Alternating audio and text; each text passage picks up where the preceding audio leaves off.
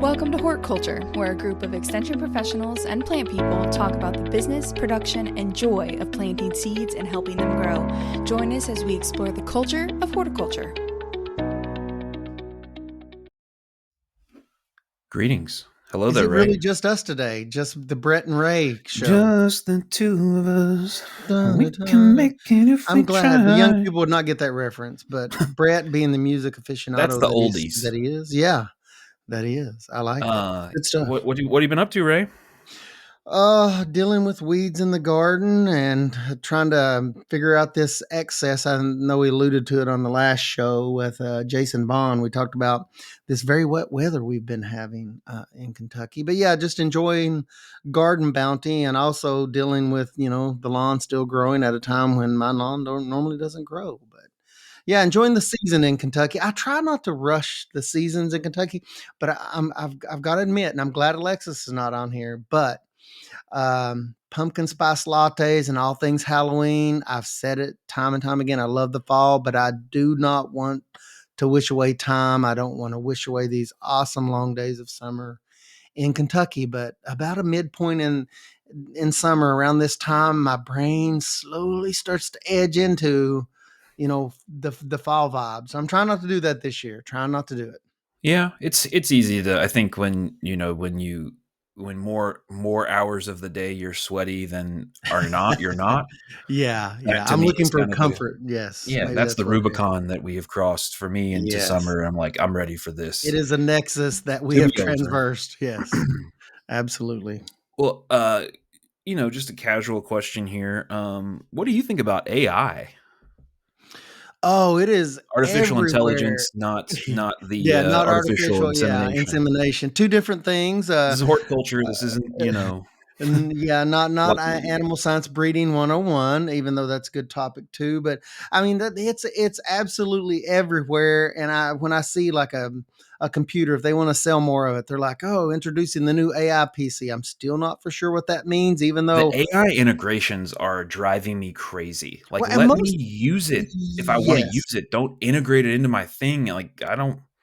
Well, like on a computer, I'm torn. I love the tech stuff, but I'm like, that's mostly server side that's never going to be on the computer. So why does the computer need to? I realize that there's certain benefits but yeah, it's just everywhere. It's a huge buzzword, but it's also, to give it its credit, it is making some very real positive changes. But I think So it's one of those on a things that's scale of new. 1 to 10, like 1 is Sam Altman, OpenAI pushing it. He's into it. He's all about it. Without, it could just be a none of the negative connotations, just very pro AI. 10 is the kind of the Luddite, doesn't have a smartphone, has like a rotary phone. And so that's how they feel about AI, is even, more strongly than the AI is getting rid of AI is not far enough. That's a 10. So scale of 1 to 10, pro AI versus anti. Where do you think you fall on that scale? More probably towards the pro with reservations. I'm trying to have my cake here and eat it too, Brett. Like somewhere in the 2, 3, 4 range, somewhere in there? I am, yeah. I mean, because I've seen, and used it in certain ways that I'm like, my goodness. That really helped me with workflow in general. Like somebody very smart, another agent I was talking to one day, she kind of framed it up nicely. She goes, it's not going to solve all of my problems. I'm not going to use it for something on a topic that I don't understand, because you still have to fact check AI very carefully. I think that's well established at this point, because it can get things wrong and does get things wrong. But she said, throughout the day, it helps with her general workflow, and there's a lot of different ways that she found to integrate AI into her daily tasks. And I believe that's where we're at right now. It's sort of the wild, wild west, where things are sort of fast and loose with the core understanding of AI and what it can and cannot do well, and how you should and should not be using it. And further, in our profession, we're in the educational professional field where, we're concerned with things like how do we use this and cite the document, do documentation of using AI. We're struggling with those things, and to make it as factual as possible. But all that being said, I guess I'm pro AI, but I know that there are limitations to what that is and is not. So Yeah.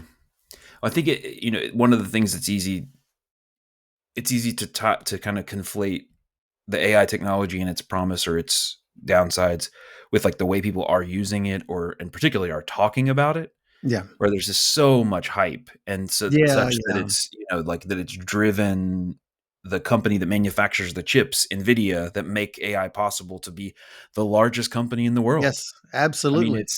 that hype machine is very real. It reminds me of some previous, bubbles and new technologies, and everybody's getting in on it. And so I've heard people, compare we got AI to the .com boom, where it's like whatever business you had, just add .com to it, register the domain, and now suddenly your company is somehow worth 10 times as much. Well, it turns out that it's not. That speculative value like that Yeah. has this effect. But there's two reasons why I bring up the AI thing. One, I wanted to hear your thoughts on it. I would say if you're in the 2, 3, 4 range, I'm in the 6, 7, 8 range. I Mhm. think I'm trying to be more open and less of just a hater on vibes alone, and try to be a little more reasonable about it. And so I started using it some more, particularly ChatGPT. I'll go in Mhm. and just I'll say ChatGPT, say nice things about me, and it just do that for Yeah. 2 hours. So that's the extent that I've used it for, and that worked great.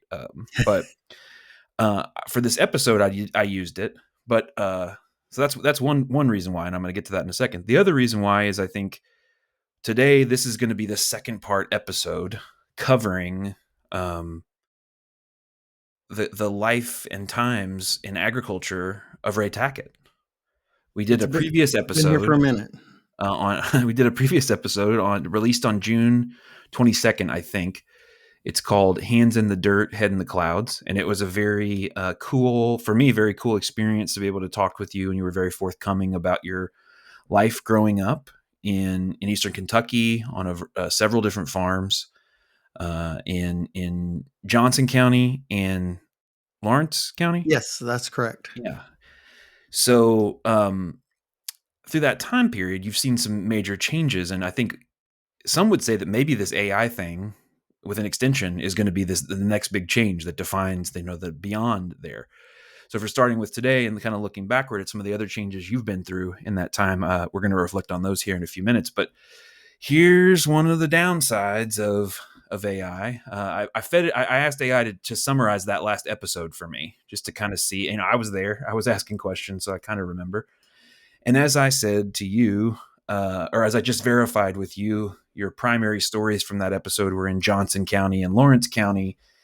And Horticulture says in the Horticulture podcast episode, Hands in the Dirt, Head in the Clouds, Ray mentions that he grew up in Elliott and Carter counties in Eastern Kentucky, that neither of those was the case. They are not super far away, a little further north, up toward West Virginia, toward the West Virginia border, Mhm. almost up toward Ohio, relative to where we were talking about. But so there's some little bits and pieces here that maybe aren't correct, and so on the AI side, we'll see Yeah, how much that's gonna. and truly the devil's in the details, and in our line of work, the details are very important. Yeah.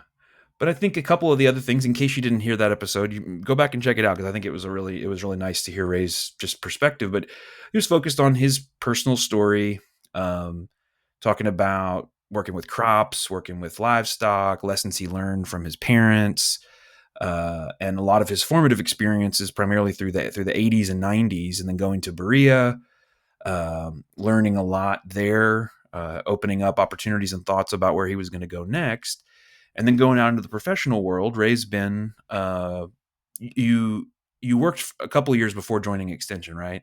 Yes, different jobs. The last position that I held, significant position, before I entered Extension, was a commercial landscape position. Working with landscape crews, and I also working in the field. Not a lot of design work, some design work, but mainly implementation of plans.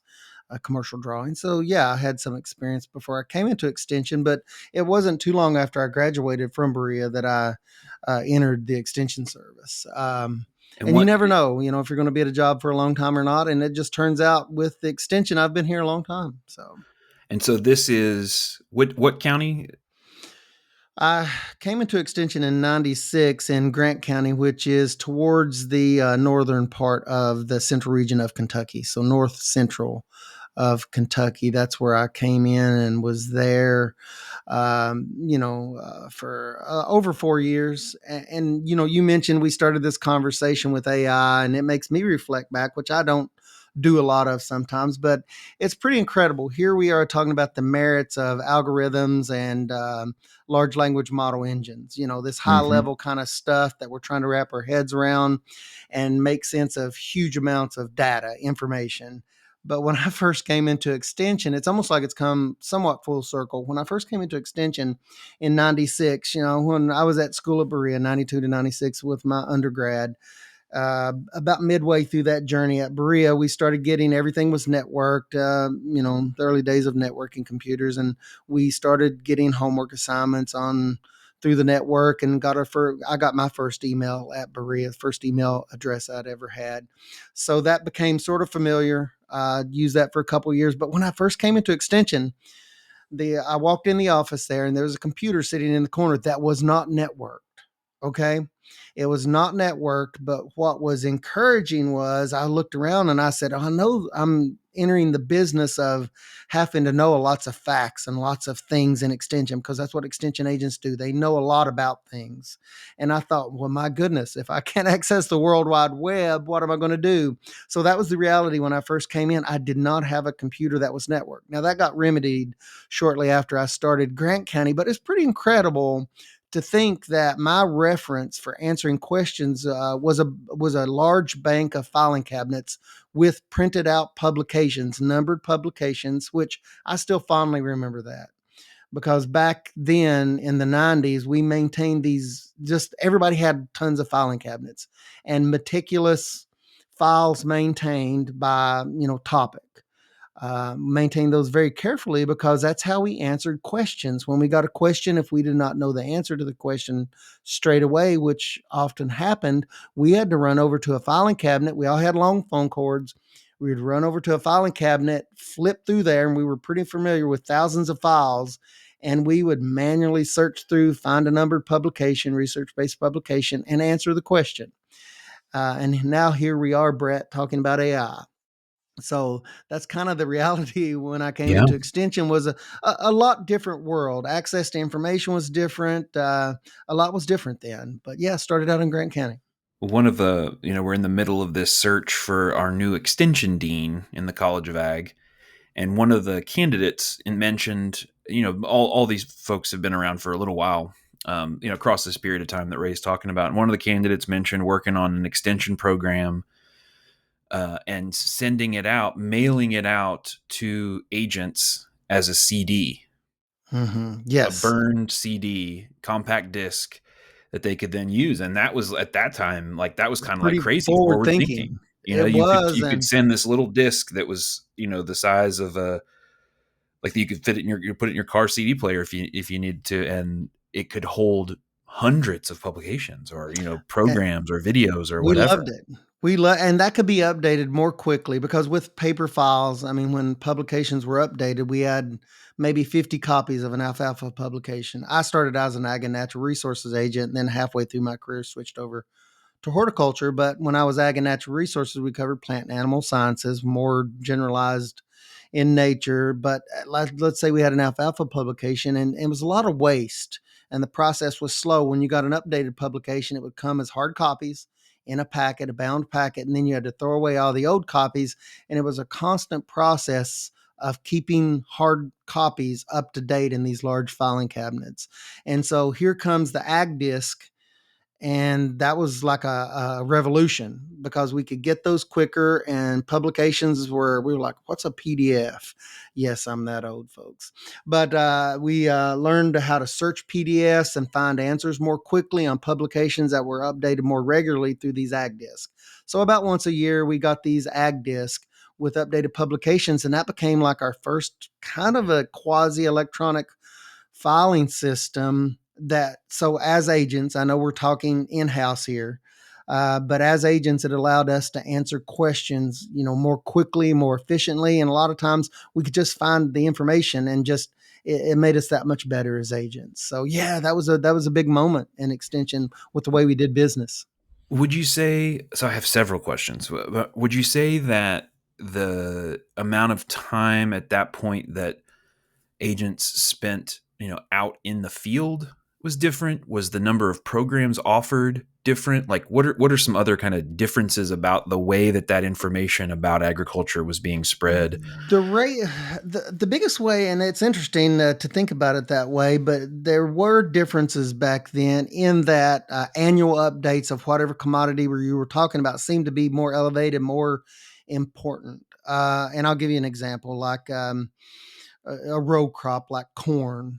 That annual corn meeting or annual commodity meeting, whatever you were doing, seemed to be far more important because before the internet became widely accepted and widely available, and everyone, had computers at home that had access to the internet. In the early days, even if you had access to the internet, not a lot of publications from all the universities were up there. Okay, just frame that out right now. So, how are you getting information? You had to call someone that had those paper files across the US that had these big banks of filing cabinets, and to get the latest information, because in extension, that's one of the major things we do is we do research. We produce and generate information. We're the genesis of a lot of information, fresh and hot off the press, folks. So to get that information, folks had to come out to these meetings, and typically the format was you would have a big like rollout once a year of the latest, greatest information. You would have specialists there, and the meetings tended to be a little larger. Attendance in person tended to be a little larger because if you wanted or to want you, let's say a tobacco meeting, those were the best example I have in the 90s. You would have an annual tobacco meeting. It was not uncommon to have 150, 200 people at those meetings. That was the rollout of all the latest, greatest varieties, the black shank research, the blue mold research, disease control, soil management, all of that rolled out with the latest varieties, and everybody attended those. We had printouts of these large manuals, these production manuals, and it was a whole event. So that was really different. It's almost like not almost, you had to attend those events to have the most up-to-date information. You couldn't log on and do a general search through Google because guess what? Google didn't exist. There was no such thing as just Google that because it literally wasn't invented at that time. So that was significantly different, I guess, in the way that we did business on a day-to-day basis. Was seems like we had more meetings like that were thematic. And, we had our educational programs then, just like we do now. That's one of our strengths and extension is community-based programming that's locally driven. But then it was even more critical because you didn't have this incredible access to all the information from not only the University of Kentucky, but wherever you were at, wherever you were listening from, you probably have access to that information now. So, What I we think do things a little different now. what's kind of interesting, this has me thinking. I wasn't really expecting to go down this technology interfacing of technology and the work that we do, but I think it is an interesting one. And I know you and I are both kind of tech thinking people in different ways, which is really cool. Sometimes we talk about specs on computers, and Alexis and Jessica sort of They roll their eyes at us a little. start gagging Yeah. in Yeah. response. But the extension service itself kind of developed alongside the spreading of the telephone in the United States. Mhm. And so in other words, you went into your office and you saw, oh, this computer didn't have the internet or it's not networked in any Mhm. way. There were agents who started, well, there wasn't an office probably, Yeah. and most of your clientele didn't even have a telephone Yeah. as far as being able to get a hold of somebody and be able to help them and talk to them. Would you say for you all, the telephone was kind of the primary means of communication with your Yeah. clientele? Like what's that kind of vibe like? We were on the phone a whole lot more. And I guess it wasn't all bad then because you had a singular form of communication. a singular form. We were on the phone for longer periods of time. It was not uncommon for me to be on the phone 4 to 5 hours a day on a landline, because once you went out into the field, you had to have all the details worked out, because once you got there, you had what you had Yeah. to make the site visit with. And to go over details, we didn't have emails, we didn't have text, we didn't have any of those other alternate forms of communication. So that's good and bad. You had one form of communication to focus on. That was a phone call, or people would come into your office and visit you directly. And that's still a common thing to do when people really want a high level of understanding or want to make sure they understand you completely. It's not uncommon to get us, in an in-office visit, and that's great. But back then, it was very much focused on that single form of communication. That was a telephone. That was the first point of contact, and it's the way we did business. And I remember the first, and I thought I was big time, Brett. I thought I had arrived. I had a bag phone, and only people of a certain generation, maybe born in the 1900s, will understand what I'm talking about. But it was a Motorola bag phone, and it looked like I was some military guy carrying this big, chunky, Velcro, flappy phone around that was in its own self contained case. But I had the usage of that thing, and you were charged by the minute. And I didn't get that to the very end of, I don't know, 98, 99. I got a And bag phone. It this was is a mobile phone. a mobile phone. Yeah. It was a bag phone. And so and there was one for the entire office. So we checked it out when we were out of the office. We were going to be out, making visits or whatever. You maybe had 50% cell coverage if you were lucky. But that changed the way we did business, was just that phone. And it was one phone for the entire office, mobile phone. It was very expensive. We would check it out and take it, to where we were going, and then we'd check it back in when we got back.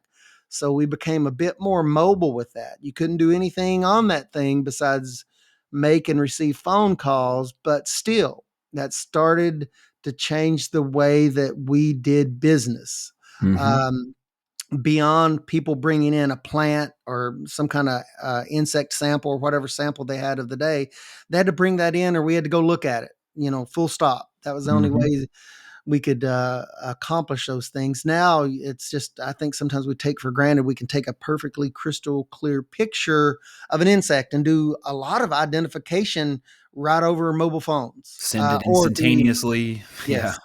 Yeah, it's pretty incredible when I think back on it and reflect back on it. The one thing that hasn't changed is we work with individuals, but the way that we do that has really changed, and the speed at which we do that has really changed Hmm. over time. Probably Brett more than any of that. And I think more and more about this. And I talked with a group of new agents and stumbled onto this just kind of ad hoc as I was talking to them. And it's a concept I think more and more about as being a field agent and working with communities, with their issues and questions. And I told this this group of new agents this. I said, I think that the questions have gotten tougher over time. And they said, well, what do you mean? And I said, well, if you think about it, people already have the ability from their phone, these incredible mobile computers, they can look up the basic information for a thing, the seeding rate of fescue for their home lawns. They can find that pretty accurately in seconds by doing a general search, University of Kentucky fescue seeding rate. They can get a rate. Generally, when we get questions now, they're of the second order, not the first order. The first order is basic, general, baseline information. People have already found that out, or they have a problem that's beyond them searching for a problem. So when we get questions now, they tend to be more in depth, that just information by itself is not going to solve the problem. So I think over time, if I really reflect back from the 90s going into the early, 2000s, questions started getting tougher. People come in, they would say, I've already looked at your website. I've already read the home lawn publication on diseases and nothing looked familiar. And I'm like, oh, so they've already done their base research. So whatever they're coming to me with is a little bit more novel, or it's not the easy stuff. So we don't get as many softball questions as we used to. I mean, that's Those awesome. To me, that means that through both extension activity, through websites, Mm. through everything else, people are getting more advanced information. They're They're still more, being supported, but it's different. they It's have more access, and if yeah, they can come to you with a harder question that you can work yeah, through together, I mean, that's pretty darn cool, it is. in my opinion. As far as thinking about what I understand, it makes the job harder because suddenly you don't have everybody like, oh, I don't know anything about this at all, and can, oh yeah, I can show you this basic thing. We definitely see that in the Do you? on our side of things, where there's people who have kind of thought through a bunch of stuff, and all the basics are kind of exhausted And already. you guys deal with a lot of lots and lots of interesting topics on specialty crops and things. So I bet you guys have seen some changes over time, and you've been here for a while as well, right, Brett? That's right. So I started in 2015. And this isn't the Brett episode. This is the Ray episode. But I started in 2015. I'm gonna pick your Uh, brain I too. I started when we were the only people that I knew who were in this world doing webinars. Yeah, We did it that on was really Adobe. advanced back then. We Yeah. did it on Adobe Connect at first, and you had to like pre-upload your PowerPoint into it, and then it would mess it up and How reformat it. scary was that? Yeah. Yeah, but we had been on Zoom since 2016, so we were ready when the pandemic happened. We were ready to stream live, and we did stream live starting in March of 2020. Yeah. But 2015, even 2015 to now, I think thinking about the website traffic and thinking about measuring that and understanding that and how you use online resources to supplement in-person resources Mhm. versus virtual, a lot of that has shifted too. Yeah, well, I have a million questions that I could ask you about this, but about that the this kind of first chapter. But so you were in Grant County starting in '96, and then Yes. how long were you there? I was there until 2000 2000 I transferred into an ag and natural resources position into the eastern part of the state. Uh, Completely different counties and a What lot was it? What started county? Floyd County. I'm sorry. Floyd County. Floyd County, that's in the eastern part of the state. It's about 85% forested, which I was very interested in, small farm issues and natural resources issues. And that was more of a home area for me. So I wanted to get back Yeah. home and I wanted to cover some of those topics that I enjoyed, but really enjoyed my time in Grant County. But a lot started happening while I was in Grant County. Farm Bill came out, and then something called the Master Settlement for Tobacco came out. And then later, that came out in 98. I had to look back at my notes Yeah. Yeah. to see the Master Settlement Agreement came out in 1998. It was agreement between tobacco companies to help fund some kind of offset some of the health issues that Yeah. So smoking if led in to. case anybody is interested in the too long did we Ray and I are pushing. If you have any cachet with Dr. Will Snell in the Department of Agricultural Economics, Yes. we are pushing him to let us do a short run podcast on the tobacco settlement and its lead up to it and its effects thereafter. He has had a career that basically mirrored that entire period, and he has very, Pretty very incredible interesting time. connections, but also perspective on it. But anyway, there's this idea that like, okay, there's this product, and the tobacco companies have claimed that it's not hurting people for a long time. Turns out that it was, and they knew, and so then the states banded together and sued the tobacco companies. Mm. The tobacco companies then settled, so money got kicked out to all the different states to be able to do whatever they wanted with it. Yeah, and in Kentucky, it just so happened every state handled those monies different, and that money's still being tobacco companies are still paying out that money.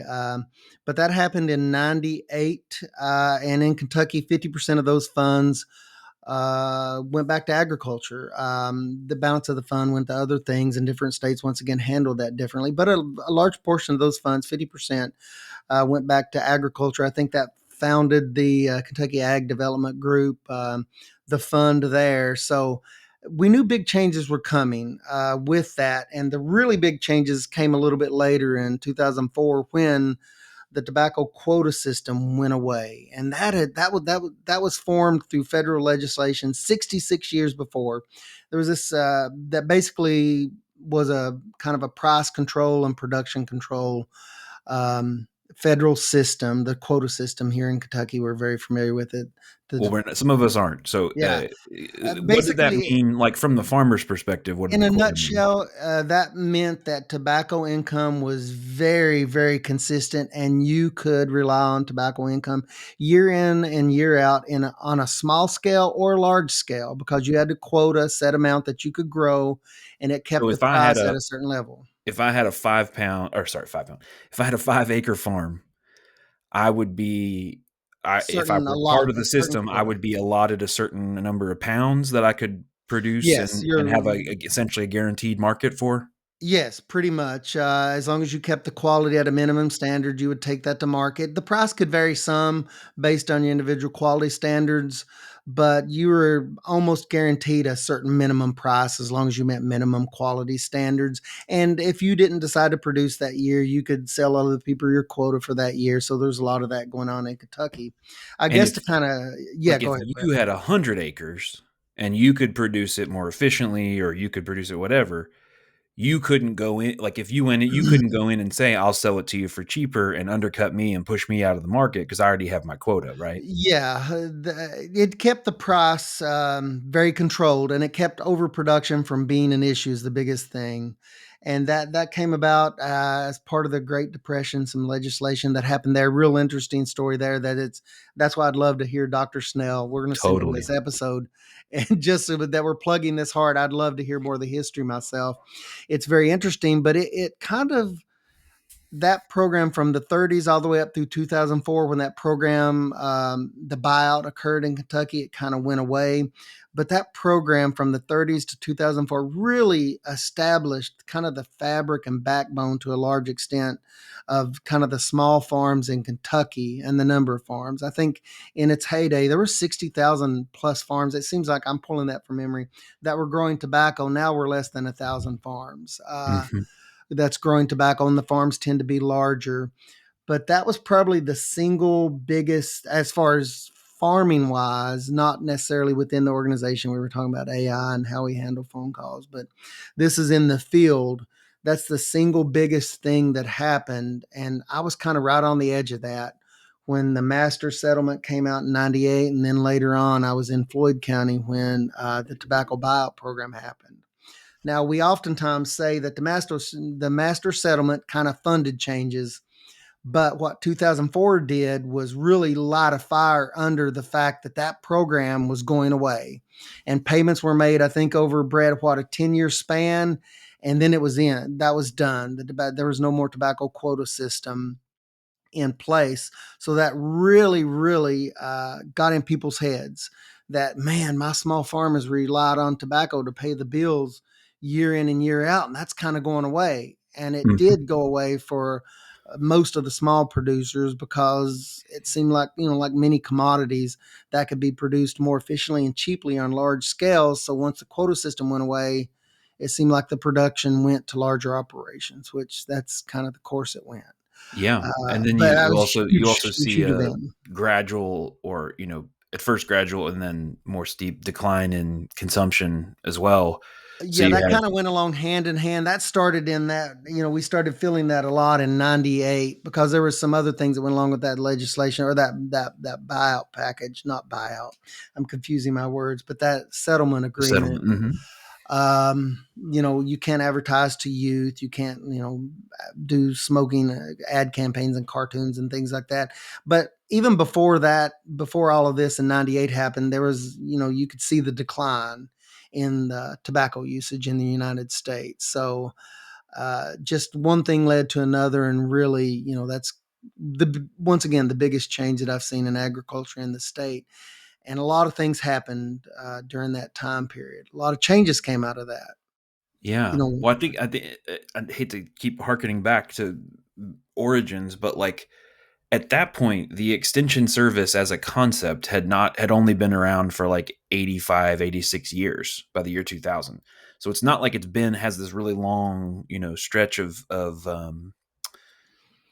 existing, and it had been through two world wars, it had been through subsequent wars, economic booms, change in science, etc. And now you've talked about just within 5-year period, essentially the advent of using the internet in extension, and then this huge seismic shift that you Yeah. really, in order to understand late 20th century Kentucky agriculture and really U.S. agriculture to some extent, Yeah. you have to Other states. understand this thing that happened.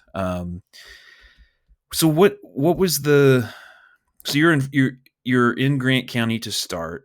Big tobacco contingent in Grant County? There's a lot of tobacco in Grant County, and I started hearing producers. We'd have those big tobacco meetings for my time there. The spring tobacco meeting, late winter, early spring tobacco meeting that was very well attended. Lots of folks, anybody that was raising tobacco attended those annual meetings. But we began to hear talk, of things like this, the wheels starting to turn when some of this stuff happened in 1998. We started hearing people considering other things, just in a sort of a passerby sort of conversation. Guys that were doing hay started saying things like, "Well, I think I'll do more hay." Mm-hmm. Or if you were doing corn or soybeans, or, a lot of people had cattle in Grant County as well when I was there at that time. And they started considering their options, their diversification options, in a passersby sort of way. But, later on, when the program officially ended in 2004, that ramped up that conversation, that elevated that conversation a great deal. A Yeah. great, great deal. Really elevated it. So all that started happening while I was in Grant County, a county that had a lot of tobacco production. I mean, we would spend all spring, with our float beds, tobacco transplants. We'd spend the entire spring taking our DISC 4 meters, conductivity meters, and just helping everybody make sure the fertility rates were just right. We would spend all day, every day, doing lots of visits on that, and it dominated our time in the spring. Most agents Mm-hmm. that had a lot of tobacco, and at a point that most of that went away, and it was pretty incredible. Yeah. What Well, a change! it's a very intensive, very like pretty technical Mm-hmm. and challenging crop to produce. Oh as far yes, as as yes, far as absolutely. labor goes, disease, fertility, most of them starting their own transplants in these float Mm-hmm. beds. I mean, it's a whole, and it starts relatively early. You got to get your starts ready. You got to, and then there's these stages throughout the year. I mean, it's to have a system of technical assistance in place to support that, and then for that to go away is a very challenging. Like, as far as the farmers themselves, that was hard, but retooling that system to try to, Mm-hmm. what do we do next? We had this thing, and now we don't have that thing anymore. Yeah, that stability, that high value crop that you could, make it make sense on 5 acres or 300 acres. With Yeah. the quota system in place, you could make it make sense, and that's rare in the agriculture world to have something that worked across multiple scales. Mm-hmm. And in East Kentucky, you could have 2 or 3 acres in a bottomland, and that would provide X amount of money, and that was the backbone of the farm. And when that started going away, it really changed our conversation and extension. And I know even the organization you're with, Brett, I think we mentioned it off the podcast in the beginning. But several organizations, support organizations, arose in Kentucky to support this concept of we need to diversify and look for alternatives. And Well, that yeah, really was the conversation. it's no coincidence. So I saw earlier that the Kentucky Ag Development Board was celebrating its 25th anniversary this year in 2025. The Center for Crop Diversification also celebrating our 25th anniversary in 2025. Yep. It wasn't just fertile ground for good ideas in 2000 that were percolating. It was this response to this. I mean, this Yes. exact thing where it kind of, okay, the settlement happens. We need to figure out. We need to think about diversification as these crops phase out, essentially, or Yeah. are phased out. Mm-hmm. And I think one of the interesting things, there was a little bit of an assumption, which I follow the logic that vegetables could replace tobacco because they're very similar growing systems. A lot of them are grown from transplant. I just mentioned they're complex. They have certain nutrient needs. The production system itself, with depending on how you want to irrigate, you're starting transplants. Lots of disease that's kind of unique or different. Very labor intensive. I mean, there's a lot of similarities between tobacco and vegetable crops The one big difference is the markets. I was going to say the marketing and infrastructure or lack of Yeah. infrastructure. That was a big thing that tripped us up a lot. And there's some just amazing examples of tobacco farms that pivoted away from that crop. And even here locally, where I'm at in Scott County, Kentucky, there's local orchards that they were tobacco operations in days gone by, and now there are these incredibly diverse, vibrant production systems that they went into orchards and other facets of agricultural production away from tobacco. There's some good examples of those, but it was pretty incredible. I mean, really, on how different vegetables was, because we talked about a lot on this. We talk a lot about on this podcast. Producing is one thing, marketing is another. Mm-hmm. Well, once you got the tobacco up and ready for market, you took it to market and you watched the auctioneers go by and they did their auctioneer speak, and you got this price per pound. Then you got your check, went home. Vegetables were not that. Mm-hmm. And even before you got to the point of marketing, you had the very fact that a tomato perishes very quickly once you let it go past a certain stage. That's all part of marketing, I guess, but the marketing was different. You had to put a lot of effort into marketing, because at the time and to this very day, there's certain levels of markets that don't exist in Kentucky or don't exist widely, I guess. So it's not like you're just growing a crop and taking that to market and it's all sold and you're done with it. And that tripped a lot of people up. Uh, Mm-hmm. and also the labor required. I mean, crops set your mind to a certain scale. And tobacco, let's say your scale maybe 10 acres, and you had this number of this many people helping you get that crop in. So our minds were set around kind of tobacco in a way, farms that were involved with that. Well, that didn't translate really well to an acre of strawberries and the number of people that you needed to 10 acres of strawberries.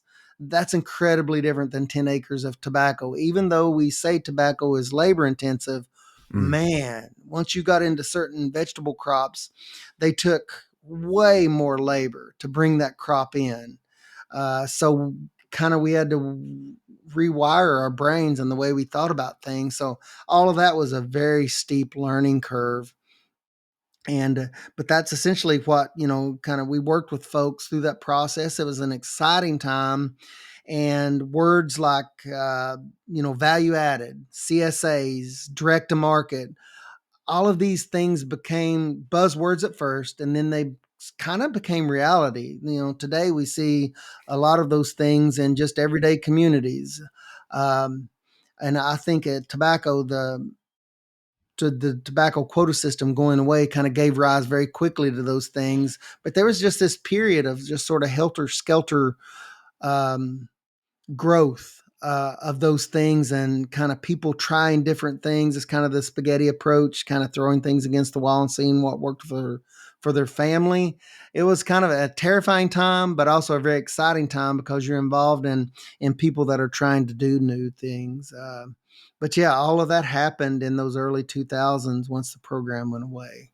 Uh, Yeah, 2002 was when the Kentucky Proud program was started to so it happened kind a of little bit before then, but they kind of saw. try I to think a lot of these boost. groups saw the writing on the wall with that Yeah. 1998. Yeah. Well, I think, and that money came out of that initial ag development, Mhm. Yeah. decision that to like, okay, this is one, and it still is Yeah. one of the big programs that they fund to this Mhm. day, has been the Kentucky Proud program, is this attempt to create a brand for Kentucky products that had cachet with customers. And some of you all may remember the we used to have these things called television commercials when people watched normal television, and there was one locally that it featured some famous UK basketball players from the 90s, um, the Unforgettables.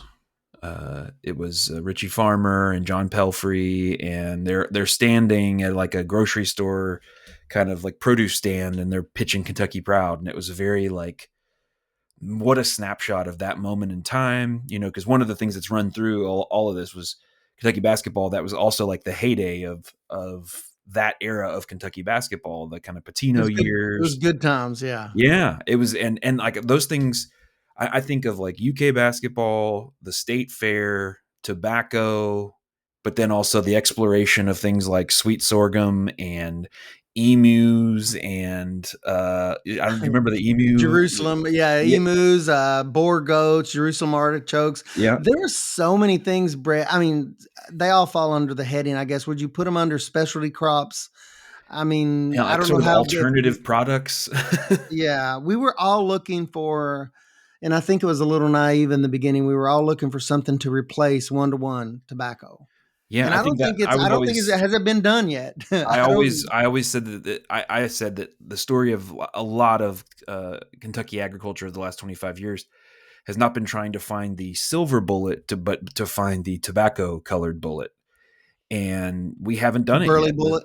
The thing, the burly bullet, and I think you can point to the hemp craze as Mm, this thing that felt familiar in a way, mhm. and that you some of the hopes and dreams associated with that were put onto that ended up in some cases playing out a little bit, like they ended up working out a little bit, in other cases ended up in tragedy as far Yeah, as yeah. markets go and ability to buy and all that kind of stuff.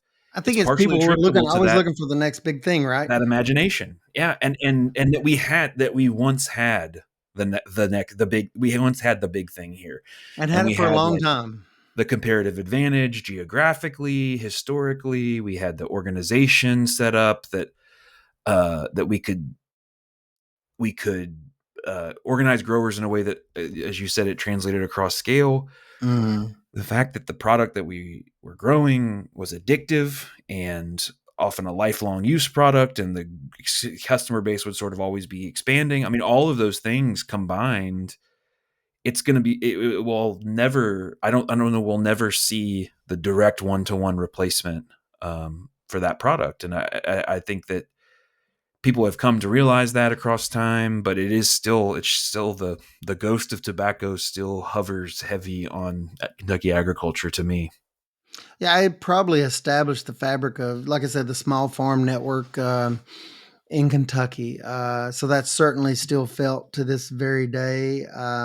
We started out this conversation a little bit different in that we were looking at some of the technology and tools and the way we handled questions. But Brett, thank goodness that the technology and access to information improved over time, because I think about, as access to information did improve, it improved at a time when people were really looking into things like specialty crops, like your organization. That, oh, what's the title? I threw it out in the very beginning, but before it was the Center for Crop Diversifications, it was the New Crops Opportunity Center, and That's it right. was just that. It's had a name change, but I mean, I guess the thought there was looking for alternatives and looking, and it still is looking for, Mhm.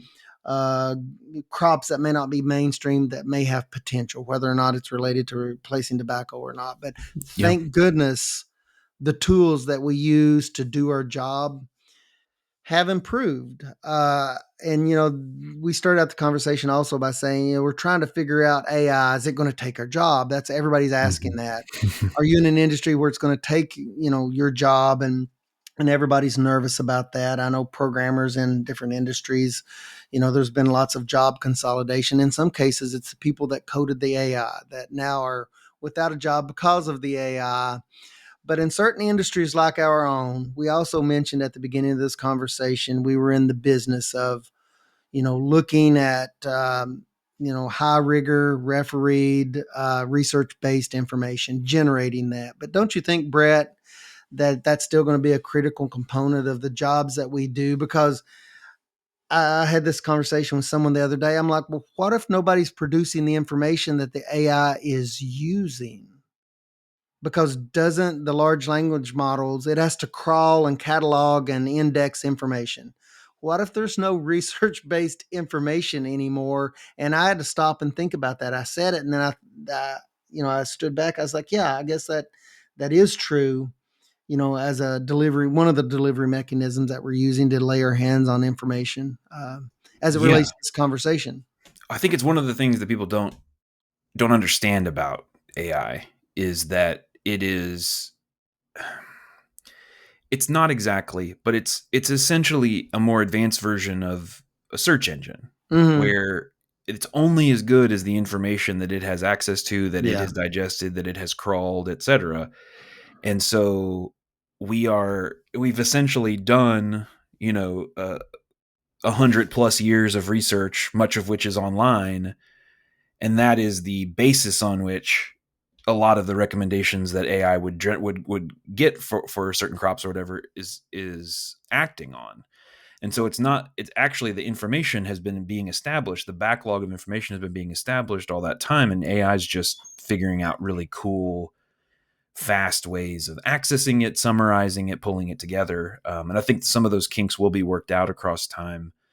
But I think the actual generation of the information in the first place, as you're saying, I don't know that we're gonna lose our role in that, because it's otherwise you're gonna have just That, basically an ability to really uniquely really thoroughly search meaningless stuff that other AI engines have generated and put out. It's just this going to be this kind of slop tornado without actual substantive human products as the basis. and it's very relevant to the conversation. But we talked about all these incredible changes. Over my career, certainly, tobacco and protected agriculture, the rise of high tunnels in Kentucky. There's been so many things we could point to, and every time something comes up like that, a big change, I feel pretty blessed to have been, in a job where people look to you for answers, or they look to you to frame out the information. And I used to say there was a lot of friction when I first entered the extension between information that was contained at the university and getting that in the hands of the end consumer. There's lots of frictions. In the very beginning, people had to come to my office and get a copy. I'd make them a paper copy of a publication to give to them, pre widespread internet. Lots of friction. Now there's a lot of push. AI has given this incredible frictionless push of information, but it doesn't always put the frame in perspective. And really, it's like drinking from a fire hydrant. You've got and AI tries to bring that stream of information down and coalesce that into some answer, but it doesn't always do a great job at that. And that's still one of the core functions of our job, is to take research based information and make that make sense in local communities. That's sort of what we do, but you know AI is just another like grammar tool and a number crunching tool. It's just another tool to help us make sense of a growing body of information, to make sense of some of this research information. But we always look at those things critically and how that can support us in all of these changes. We're kind of talking about almost two different things during this conversation, I guess, Brett. We're talking about the tools that we use to get information to communities, and we're talking about the changes that we support in communities. It's sort of Yeah, all wrapped up in one from an extension perspective. I think in either case you're going to have your brain wrapped around how to use this technology, what's appropriate, what your values Hmm. and what your orientation is to it, and limitations for use, etc. If you're going to remain relevant anyway, because people are going to use this. Oh, sure, they're using it It's right now. it's a yeah, it's too tempting of a thing to use, and any scolding or moralizing that we do about it is going to just fall on deaf ears. Well, I have two more questions, Yeah. and they're kind of mirror images of the same question. So as you look back and you think back to your, I don't know, kind of that maybe late 90s, early 2000s period, both technologically, culturally, agriculturally, what would you say is something that we have lost since then that you kind of regret, or that you feel like, maybe I don't feel so good about that, and something that we have gained since then that you think is a really good thing? And what's our time period for consideration? I think from those early periods, Yeah. maybe like almost pre-internet, almost pre um, uh, tobacco settlement, like that kind of era when you were first getting your start to Mhm. now. It kind of, I'll pick on public radio. It's like we've lost the public radio, the ag world, and that was a unifying factor, which to me was like tobacco. It was a crop that people could, was almost universal. It was a language that we spoke. It's like you were in Kentucky, most farms had tobacco and something, tobacco and cattle, tobacco and corn, tobacco and soybeans, but you've lost that unifying theme that brought people together, that everybody could sit around and talk about. That's not a bad or good thing. It's not Did you about say public tobacco. radio? It's almost like public radio when I we see.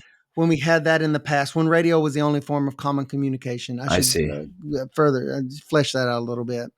But it's like when you only had three radio stations and I pre see. TV, you had a form of communication. You had something to unify people. Hmm. And So maybe a sense of more in common within the agricultural a sense of community. community around something. In this case, Mhm. it was tobacco Mm. that was on big and small farms. And so that's something we not, I guess, as we diversified, that's also a strength and a weakness. So the strength was we all had a common language around a crop, and that crop just happened to be tobacco in the past. But the weakness of that is that once that one crop went away, you were left scrambling. So a good that came out of that is that farms really looked more critically at profitability. They looked at sustainability. They looked at revenue streams. They looked at what was appropriate beyond that one crop.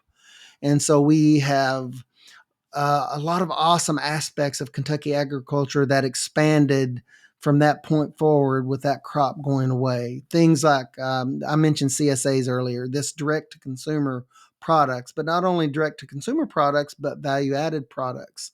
And all of those are very positive things. And I think the landscape of Kentucky agriculture grew a lot more diverse, a lot more robust in certain ways. Now, granted, you don't have the direct one-to-one replacement for that high value crop that's scaled across, large and small operations. But at the same time, our fabric, our tapestry is a lot more diverse now than it was. So that weakness, hopefully we've flipped that a little bit and we've turned the corner on that and we've diversified in many different directions. Some would say, well, you're more fragmented now. Well, that's not always a bad thing when you're trying to diversify revenue streams, to put that in economic terms. I guess, Brett, was that not a political answer or what? No, that's a good answer. I think Yeah. I think especially the notion of like the shared the shared cultural frame that Yeah. was also so rooted in agriculture. Because Yeah. I think you could also make an argument that with the loss of tobacco and tobacco farming, some of our broad cultural identity within Kentucky slipped out of agriculture into other Mhm. things. Yeah. Because it's not like, oh, we're now, now we're a beef state, Mhm. culturally. Though that we do have a lot of beef cattle and a lot of folks who are doing that on smaller and larger scales. Mhm. It's not the same. It doesn't have that same kind of cachet with a broader culture. So I mean, and I don't know if that's just a shifting away from agriculture in general, as we're seeing it happen across as we've seen happen over the United States in the last 30, 40 years. But that definitely, it's like corn in Iowa. It had there's this identity association with a given crop. Yeah. And then on the flip side, yes, change can be painful. It can also be good to I guess it's sort of a matter of perspective there.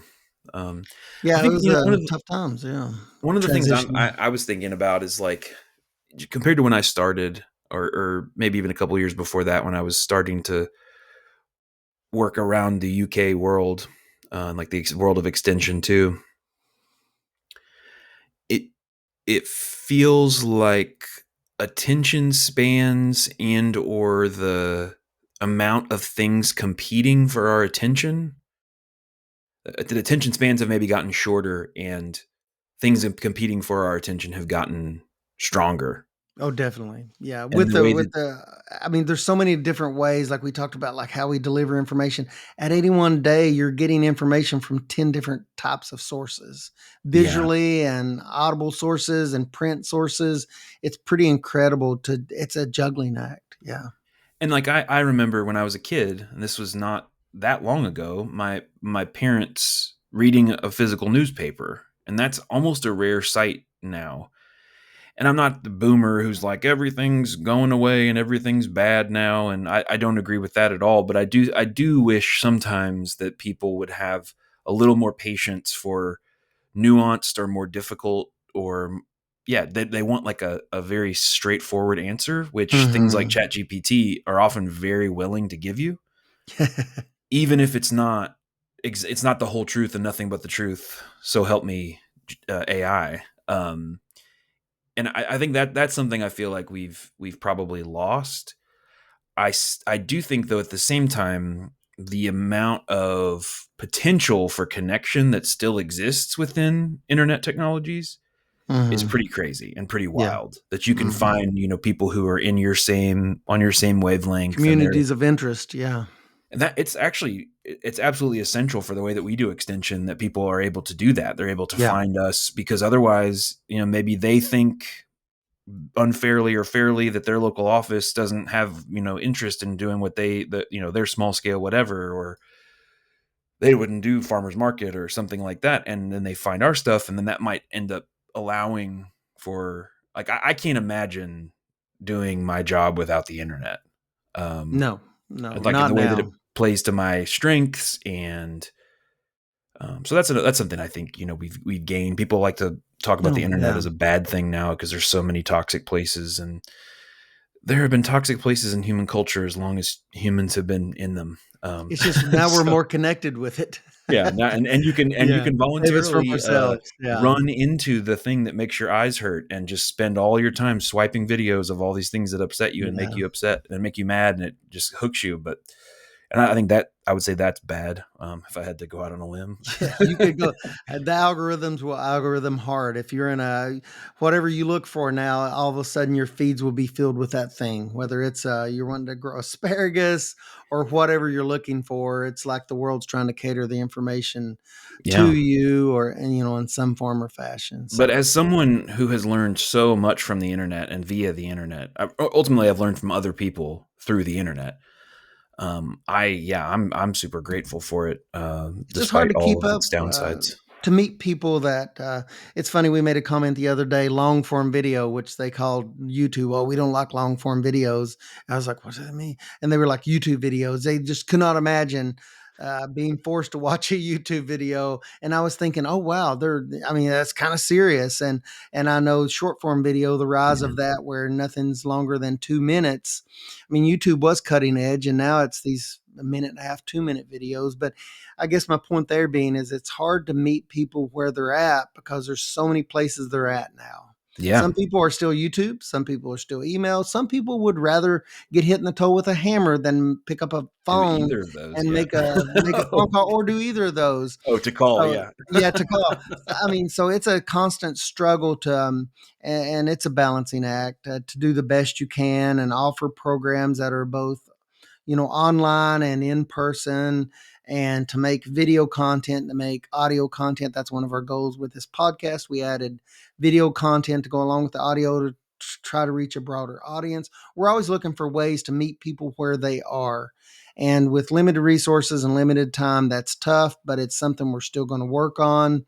And I think universities are doing a better job than they've ever done cataloging their information and pushing that out as best they can with the resources that they have. Yeah. And that's the biggest challenge, I think. Me and the job looking within the organization is just, if you've got great information, you have to have great deployment methods, great methods of pushing that information. Yeah. Well, and to go full meta, as you've already kind of alluded to, that's the point of this podcast for us, is to try to do Hmm. something different from what Another any of us format. had done before. Yeah. Not to say, we talk to news, we talk to radio, we do these kinds of canned interviews and stuff like that. But this whole format of an informal conversation where we cover AI, but we also cover tobacco, and we also cover, vegetable interest and co-ops and things. In the wake of that, like that style, we're just trying something new here. And I think we were ultimately looking at it as what would be something that we might want to listen to. And so hopefully you like this. And if you do like this format, we would love for you to go on Spotify or Apple Music or whatever platform you use to listen to this and leave us a review, ideally a 5-star review. And if there's an opportunity or an option to write some text and share what you like about it, we do read all of those and love to see them. You can also follow us on Instagram at Hortculture Podcast, or you can email us at hortculturepodcast@gmail.com if you have ideas about what types of episodes you'd like to see in the future. We do read all of those emails as well. So thank you to everybody who has been sending in emails and sharing their thoughts. We really, really appreciate the love. And with that, I think I'll leave it, and we'll talk to you sometime down the line.